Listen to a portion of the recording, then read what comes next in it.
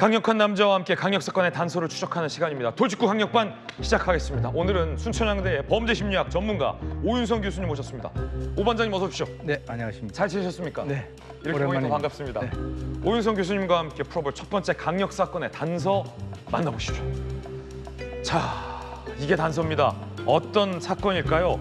방금 보셨듯이 유괴에 대한 공포. 그런데 왜 이런 사건들이 요즘 많은지 모르겠습니다. 함께 보시죠.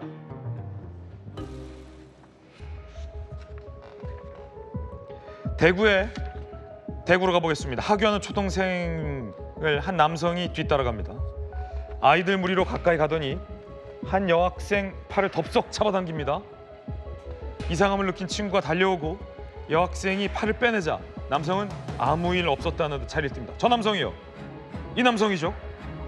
짜장면 먹으러 가자라고 했다는 이 남성. 결국 유인 미수 혐의로 체포됐습니다.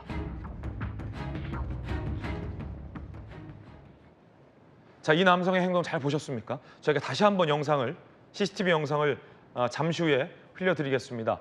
인근 상인들을 좀 만나봤는데 저희 기자들이 네. 자주 목격했던 남성이라는 거예요. 들어보시죠.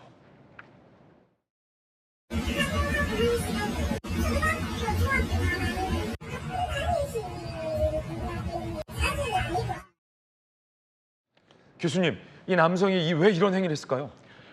본인은 뭐 성적인 의도가 없었다 이렇게 얘기를 합니다.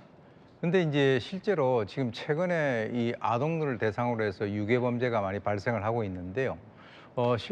이전에는 금전을 요구를 하는 그런 경우가 많았는데 지금은 불행히도 거의 대부분이 금전하고는 상관이 없습니다. 성적 의도로 접근을 하는 그런 경우가 대부분이거든요. 지금 이 남성 같은 경우는 뭐 짜장면 먹으러 가자, 그리고 뭐 단지 손을 잡고 싶었다 이렇게 얘기를 하고 있습니다만. 손 잡고 싶었다고요? 네. 아, 충격적이네요. 네, 그게 이제 그 자체가 상당히 성적인 그런 의미를 가지고 있는데 본인은 성적 의도가 없었다라고 지금 그렇게 강변하고 있는 것은 오히려 어떻게 보면 본인이 성적 의도를 갖고 있었던 것은 아닌가라고 강하게 의심이 되는 부분이죠. 교수님, 그런데 뭐 대구에서, 서울에서, 제주에서 이런 뭐랄까 아동들을 강제로 데려가려 하거나 이런 시도들이 요즘 부쩍 많아진 것 같아요. 그건 왜 그런 겁니까?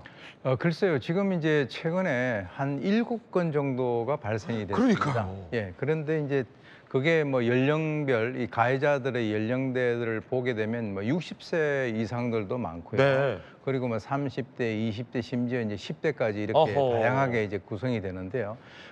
이제 그 피해 대상이 되는 학생들은 뭐 거의 대부분이 여학생들이고요. 지난번에 이제 서대문구에서 9월 4일 날 있었던 그때만 이제 남학생들인데 거의 이제 일반적으로 지난 5월 달에도 남양주에서 한번 70대 남성이 초등학교 3학년 여자아이를 유괴 납치하려고 하다가 결국은 이제 나중에 경찰에 검거된 그런 사례도 있거든요. 네. 거의 대부분이 성적인 목적으로 이렇게 하는 것으로 그렇게 추정이 됩니다. 네. 요즘 이 유괴 시도들이 많기 때문에 각별히 학부모님들은 주의해야 될 것 같습니다.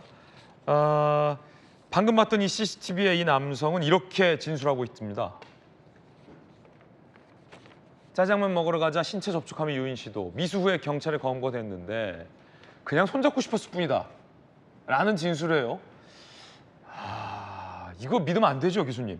그럼요. 왜냐하면 저게 전부 다 미수로 끝났기 때문에 저렇게 이제 결론이 되는데 미수가 아니고 만약에 저것이 성공을 했다면 우리가 이제 뭐 여러 가지 그런 사건들을 많이 보고 있지 않습니까? 뭐 조두순 사건 같은 경우가 아주 그냥 대표적인 것이죠.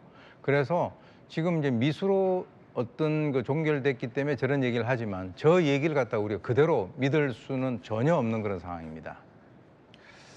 자, 얼마 전 이 초등학생 여아 유괴를 시도했던 이 10대 결국 이렇게 인정을 했다고 합니다.